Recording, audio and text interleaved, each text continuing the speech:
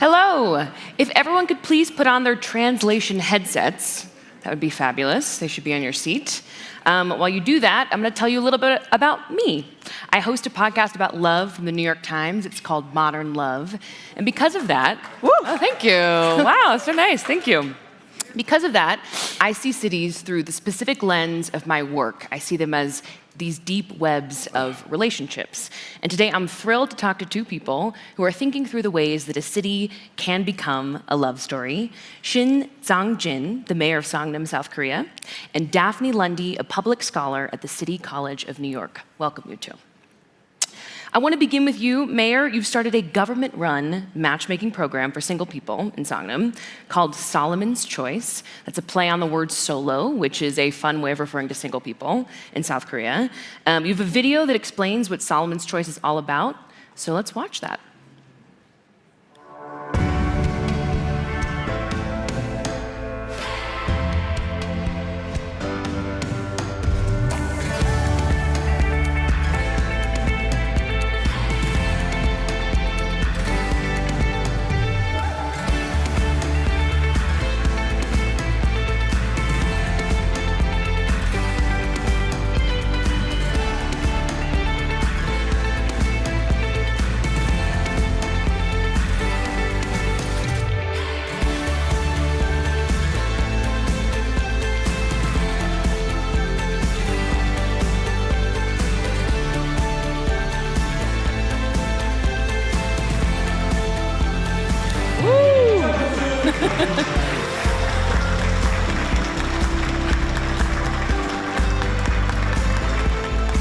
저는 좋은 기회라고 생각하고 이런 사업이 다른 곳에도 꼭 필요하다고 생각합니다.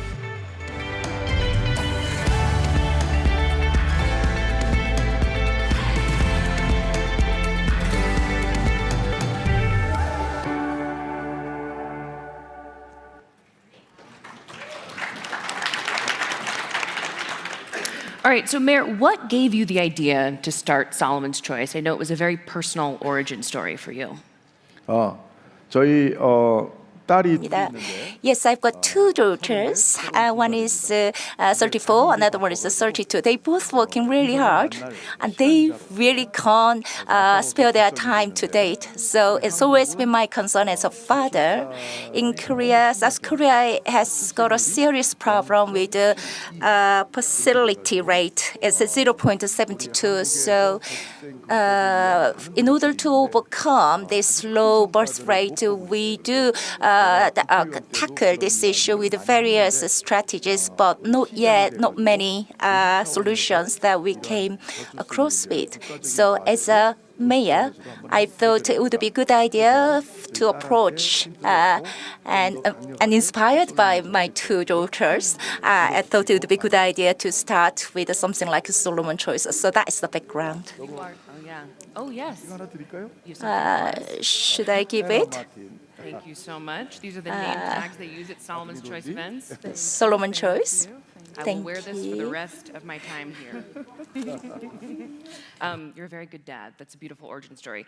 So you mentioned some statistics in this video, but South Korea has the world's lowest fertility rate at 0.72 in 2023. And Solomon's Choice events are part of a larger initiative to increase the number of marriages and therefore births in South Korea more broadly. And there have been critics to this approach, people who say that the obstacles to marriage or having kids are much more structural or cultural, such as long work hours that prevent people from leisure time to date or inadequate maternity leave. What would you say to those perspectives? 물론 Yes, I think just giving them a chance to meet up with a possible partner would not necessarily increase marriage rate or fertility rate.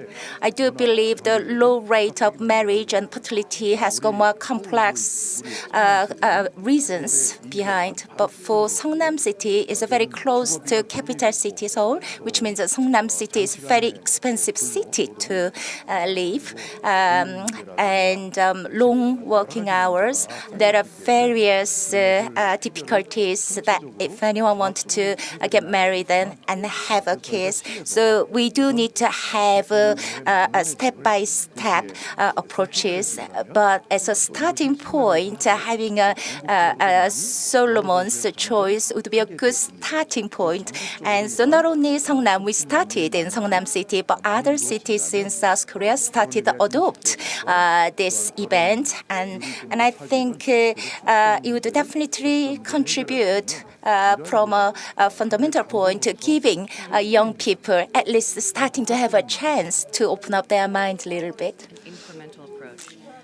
Before I go to you, Daphne, I have to ask, in that video we just saw, was that you at the first marriage for the Solomon's Choice couple? Were you the guest of honor? What was that like?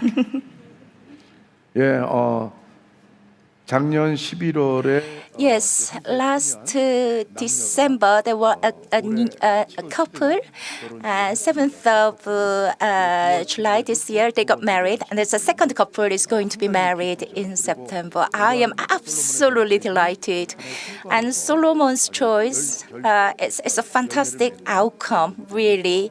So I was very happy. So I attended the wedding.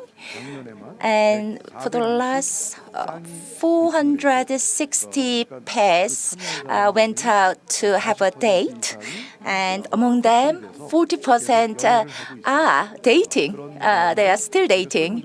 So we did conduct a survey, and 78% of those who are still dating considering possibility of getting married.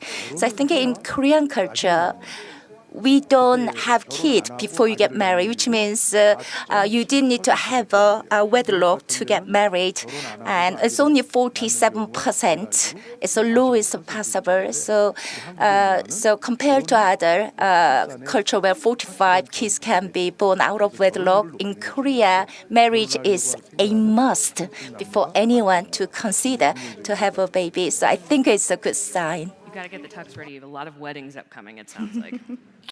Daphne, let's talk. You have a background in urban planning and climate policy, and you co-created the project Romantic Urbanism, which I am fascinated by. Tell me what the origin story is there. Yeah. Well, first, the project really started from a love of romantic comedies. And my collaborator and I, Louise Young, she's also an urban planner. And in the early days of the pandemic, both of us were pulled into emergency response for the city of New York. And one of the ways that we would find to make community and support each other was watching romantic comedies and sharing meals and connecting and finding that as a place of respite. And so we started to think about romantic comedies specifically because they're really unique as a genre. They're a genre that focuses on women mostly, and they also focus on how women navigate space. And so it started from this sort of like lighthearted look at romantic comedies, but then it expanded even further. And you can take a movie like Rye Lane, which in my opinion is one of the best recent romantic comedies that has been made, so you should check it out. Hot take, okay, great. Hot take, or warm take, tender take. But then you can take a film like that and see how through them navigating South London, specifically Brixton, you're learning about their relationship, but you're also learning about a unique part of Black London as well. And so that sort of started us thinking about other ways that we can sort of revisit sort of urbanism tropes through this lens of romantic comedies and romantic urbanism in general. And you know, for folks that are from the urban planning space, they're likely familiar with Kevin Lynch and the 5 elements of cities. And we started to sort of break these apart and sort of focus them on this idea of love. And so you could take a landmark, and you know, we think about landmarks as a building, a tower, a site, and we could start to ask ourselves, what are the landmarks of your most significant relationships? If you're trying to introduce somebody to your city, what would you show them? And I think for some people it might be the Eiffel Tower if they're Parisian and they have a connection to the Eiffel Tower. But I think more often than not, you'll find that the landmarks are these mundane civic spaces. Right. So the bench where you had your first kiss, or the park where you met your best friend. So it becomes this deeper exploration of love. Totally, or the bridge where you cried after your breakup, which is a personal thing. Been there. You've been there. are. There you go. Yeah. So something I really love about this concept of romantic urbanism is that it doesn't privilege romantic love over other types of love, right? Family, friendship, neighborly love. Can you talk about how those different types of love are important to your work and why it's important to approach this kind of non-hierarchical position? Yeah, I reflect on my own experience as a native New Yorker, and there are many things about my life that were shaped by romantic relationships, but my life was equally shaped by the friends I made, the family I had, the way they supported me through different phases of my life. And so when we think about sort of the infrastructure that supports people, yes, it's having potentially a romantic partner, but it's also important to have friends and community support. And so that's why it's been really exciting to develop this work over the past year plus. And something that we did over Valentine's Day was that we did a call for projects, romantic urbanism projects, and we got 80 respondents from around the world. And so over the next couple of years, we're developing essays, public activations, and art that really touches on this theme of romantic urbanism. So 2 pieces really excited about. One is a piece exploring paratransit and the ways that people with mobility issues use paratransit and form communities in that space. And another piece that we're interested in is bodegas and thinking about bodegas as care infrastructure, where you buy medicine for a sick friend or where you buy things to prepare a dinner. So thinking about those different pieces. And to make a small plug, if you're in New York City, next Sunday, we're doing a Department of Tenderness, which is a speculative government office. How cool. Perhaps they should talk to you, Mayor Shin, to think about ways to really get people thinking about love and public space. So we'll be doing that next week. Wait, tell us a little bit more. So it's in New York on Sunday. You're going to have these signs put places. Yes, it's going to be New York, Sunday, October 20th, Kensington Plaza. And this speculative office is meant to have people think about ways to reshape streets and other spaces through this lens of romantic urbanism. So our sister agency is NYC-DOT, Department of Transportation. So we're riffing off of that structure, but we're using that as a space for people to think about love landmarks, to think about ways that transportation shapes relationships, but really using this idea of speculative bureaucracy to start a conversation about love in cities. We should have put some of these signs up around here, huh? That would be fun to have a hug station at this conference. All right, I want to ask questions to both of you just to close us out. With both of your work, you're thinking about sort of broad-scale solutions for what some might consider personal problems, right? Loneliness, trying to find your person. Why is it important to approach these more so-called personal issues from a broad, citywide level? I'll start with you, Mayor. 네. 저희는 솔로몬 더 얘기를 해주세요. Well, Solomon's choice is one of the approaches. There are lots of people who feel lonely, and in Seongnam City, there are lots of one-person household. And we, as a city, we do have a supporting center where a one-person household can meet up all together and to cook together or go watch a movie together.